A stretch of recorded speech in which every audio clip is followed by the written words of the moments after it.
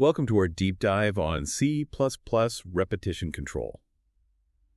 I've been looking over this lecture by Professor Jerry Seetsoy, and I gotta say, the guy's got a real knack for explaining this stuff. I mean, Quidditch analogies, that's pretty creative. We're gonna break down these ideas today, and by the end, you'll be a master of making your code do the heavy lifting. Oh yeah, loops are like the workhorses of programming. What's really cool is how Professor Tsoi uses these Harry Potter examples. Makes it way easier to wrap your head around these abstract ideas. Totally. Like right off the bat, he talks about the while loop. He describes it as a spell that keeps running, going and going as long as the condition is true. And he uses this example of Harry casting a spell over and over again until Gryffindor catches up in a Quidditch match. Perfect example. That condition you mentioned, it's called the entry condition. And it's super important to make sure that eventually this condition becomes false. Because otherwise, you get stuck in what we call an infinite loop. And that's like a spell that just never ends, not something you want in your code. Yeah, I could see how that could cause some major headaches. Now, Professor Soy also talked about different types of loop control variables. And I got to admit, I'm a little fuzzy on those. Could you break those down for us? Sure. One common type is the counter. That's when you know exactly how many times the loop has to run. Imagine a spell with like a set number of charges. That's a counter. In code, you use a variable to keep track of the count, and the loop stops when that variable reaches, the number you want. So, like, if Harry knew Gryffindor needed, say, 50 points to catch up, the loop would run 50 times, adding those points one by one. Bingo. You got it. The counter variable, it starts at 0, and then with each loop, it goes up by 1. And once it hits 50, boom, the loop stops. Now, another type is the sentinel. Imagine Harry casting a spell, and he keeps going until he sees a specific signal. That signal is your sentinel value. Okay, so the sentinel, it's like a specific value that acts as a trigger to tell the loop, okay, we're done here. What about those flag variables? I'm curious about those. Oh, flags are interesting. They use a Boolean value, either true or false, to control the loop. Think of it like a switch. On or off, true or false. For instance, you could use a flag to track if something's happened in your program. And then, based on that flag, you decide whether to keep the loop going or not. So it's like a condition inside another condition, adding another layer of control to the loop.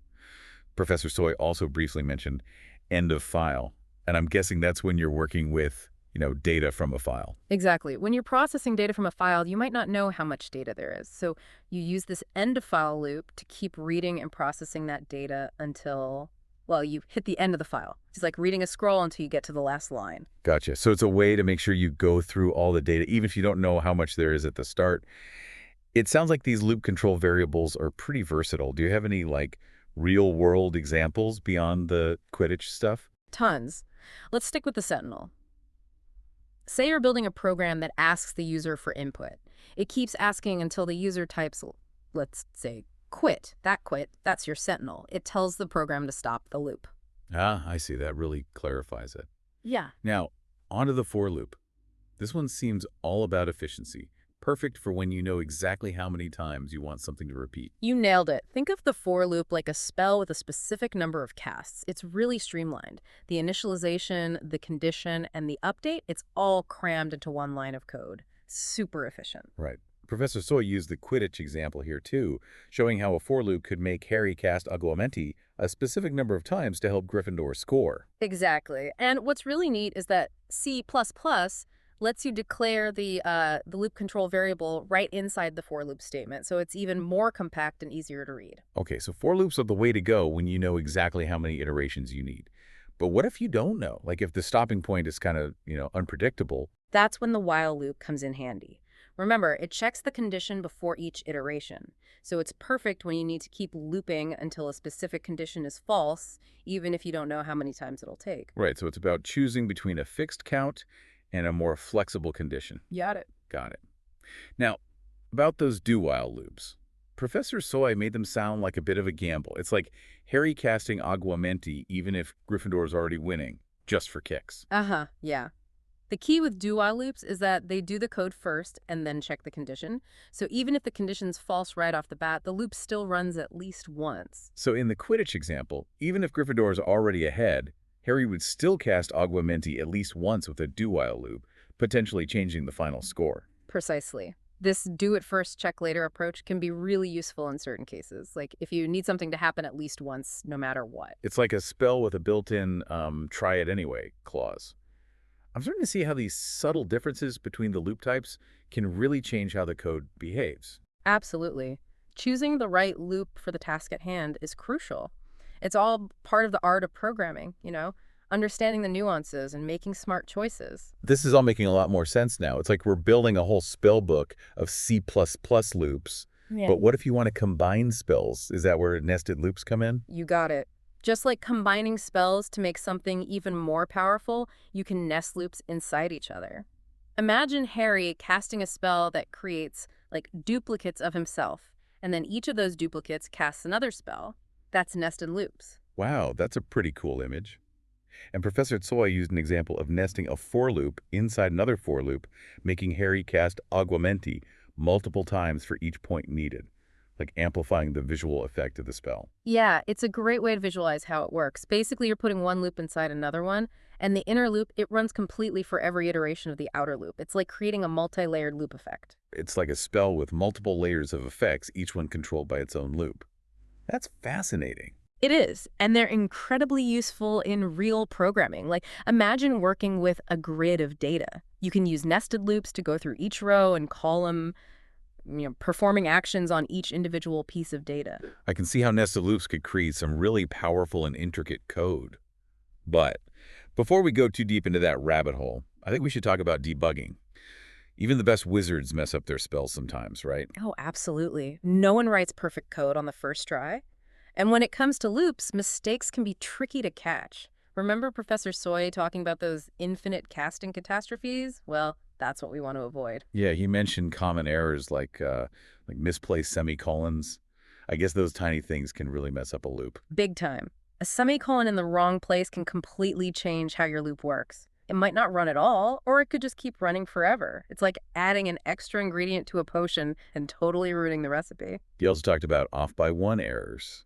I'm guessing that's when your loop runs one time too many or too few. Exactly. Those errors are sneaky because they often don't crash your program. Instead, you get results that are slightly off, and it can be really hard to pinpoint why, like aiming a spell just a little bit off target. So how do we avoid these code calamities? What can we do to debug our loops effectively? One of the best things you can do is simply print out the values of your variables as the loop runs. It's like watching your spell in slow motion so you can see exactly what's happening at each step. It's like using a magical magnifying glass to examine your code.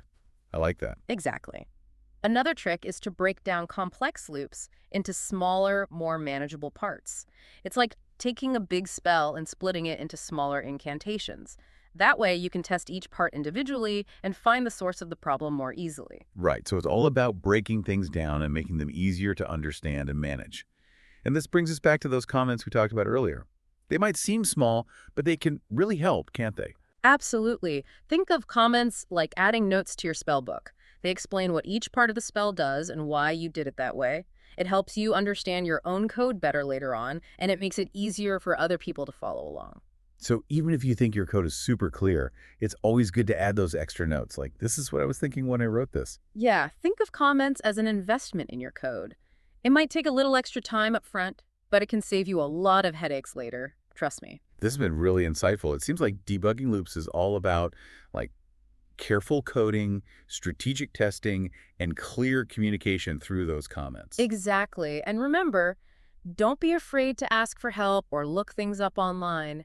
There are tons of resources out there for programmers, no matter their skill level. Even experienced wizards have mentors and colleagues to help them out. That's great advice. So we've covered while loops, for loops, even those daring do-while loops, and we've dipped our toes into the world of nested loops. Feels like we've gone from muggles to, like, apprentice wizards of C++ repetition control.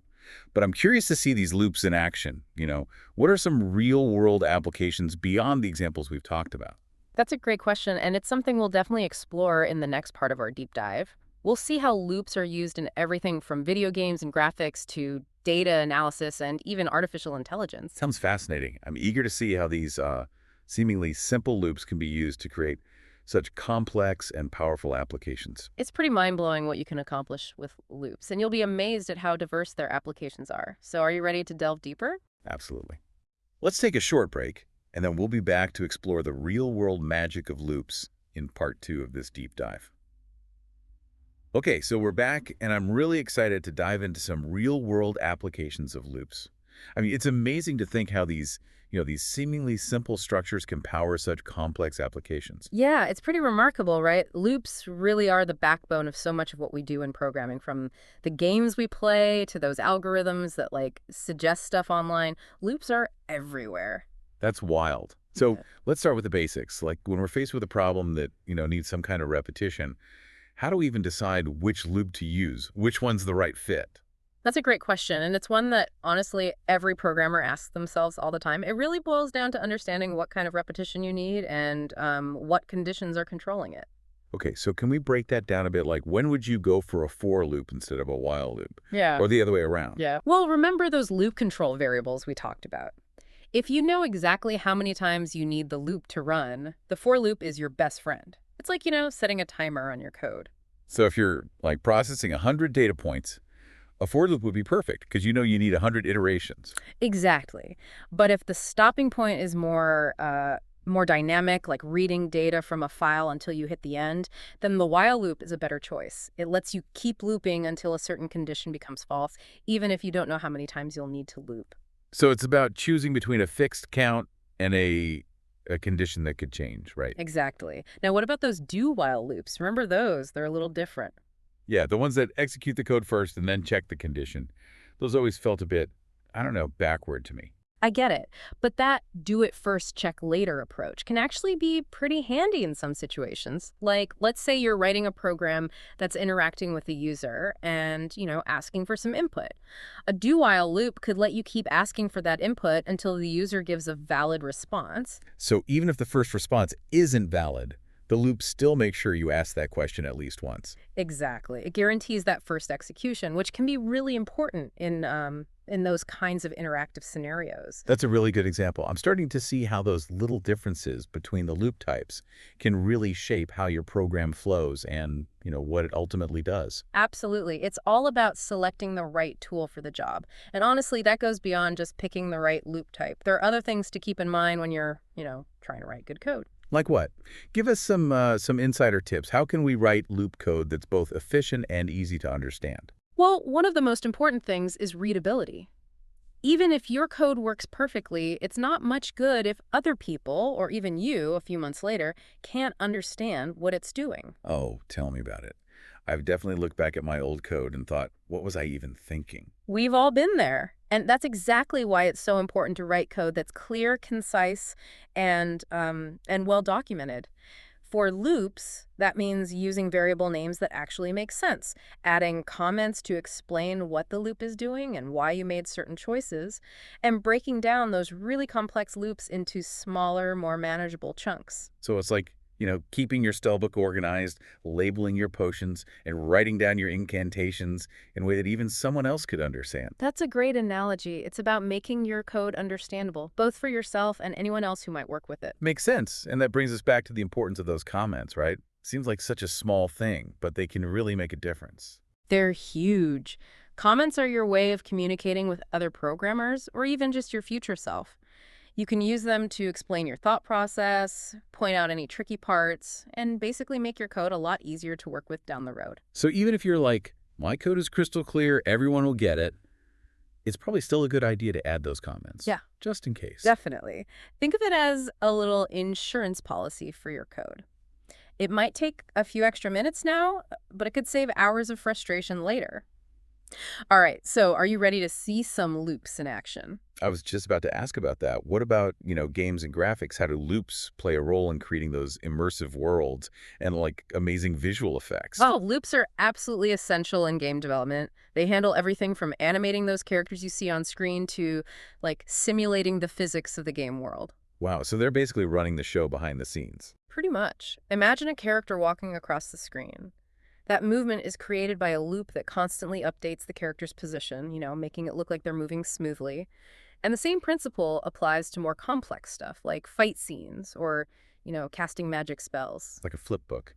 But instead of drawings, we have code that's constantly updating the game world. That's a great way to think about it. And loops are also crucial for things like handling collisions between objects or even simulating the effects of gravity. All those calculations are done repeatedly, frame by frame, to make the game world feel, well, realistic. That's incredible. What about those massive game levels, the ones that are so detailed and like seemingly endless? Are loops involved in creating those too? Oh, absolutely. A lot of games these days use something called procedural generation, which relies heavily on loops to create levels algorithmically.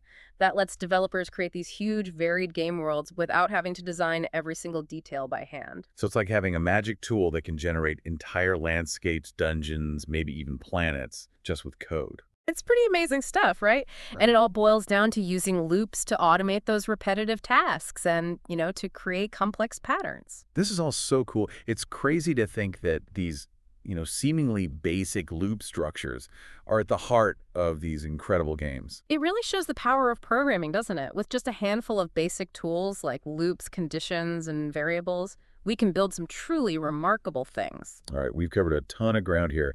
We talked about choosing the right loop for the job, making our code easy to read, and we even got a glimpse of how loops are used in game development. It's been a great discussion so far, and it's the perfect lead in to the next part of our deep dive, where we'll explore even more applications of loops, like in data analysis and artificial intelligence. Now that sounds really interesting. I'm eager to see how loops are used to tackle those kinds of problems, the ones that deal with massive amounts of data. Yeah. Oh, it's a fascinating area, and I think you'll be amazed at the creativity and the ingenuity that programmers bring to these challenges. So, ready to dive into the world of data and algorithms. Absolutely. Let's see how loops are used to unlock insights from data and, push the boundaries of what's possible. And we're back for the final part of our deep dive on C++ repetition control. It's been quite a journey, starting with those basic loop types and now seeing how they're used in things like, video game physics. It's pretty amazing. It really is. It shows how these simple concepts, when you apply them creatively, can lead to some really impressive results. And get this, things get even more interesting when we start talking about data analysis and artificial intelligence. Okay, now you got my attention. How do loops even fit into these fields? I mean, they seem so, well, complex and intelligent. You might be surprised how fundamental loops are to these areas. Think about data analysis for a second. Imagine a giant spreadsheet with like thousands or even millions of rows of data. Loops let you process all that data efficiently, doing calculations, finding patterns, and pulling out useful insights. So instead of like manually going through each row, which would take forever, a loop can do the work for us. Exactly. Let's say you're looking at sales data for an online store.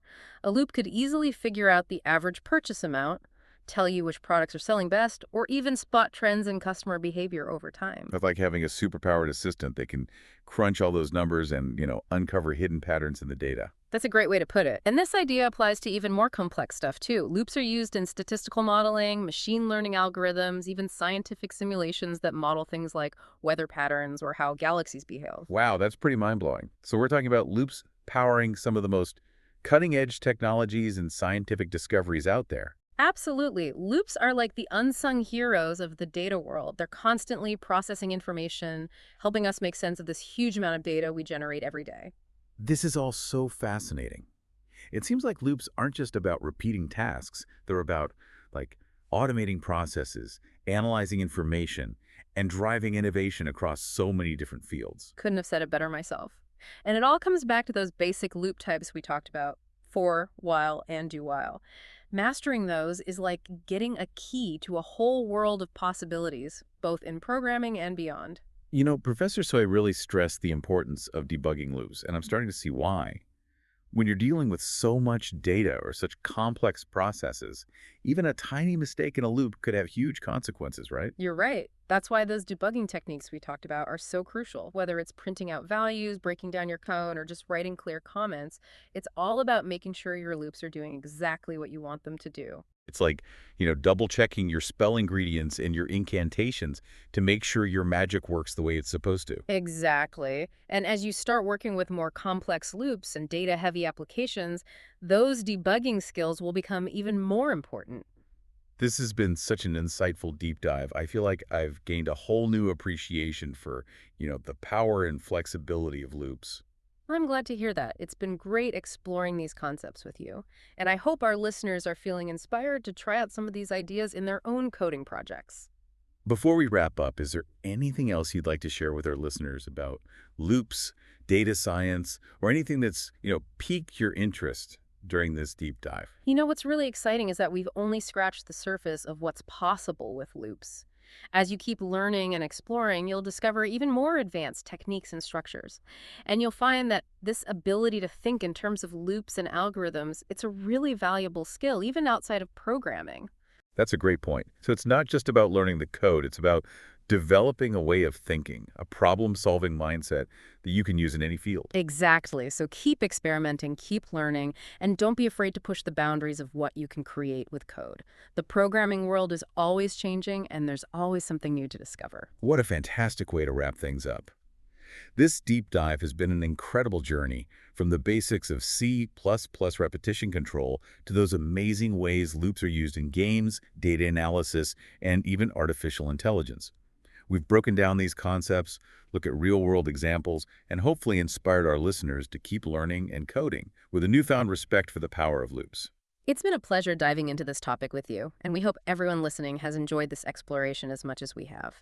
Remember, whether you're building games, analyzing data, or just trying to automate tasks, loops are the key to making your code more efficient, more creative, and ultimately making it work smarter, not harder. Thanks for joining us on the deep dive. Until next time, keep those loops running.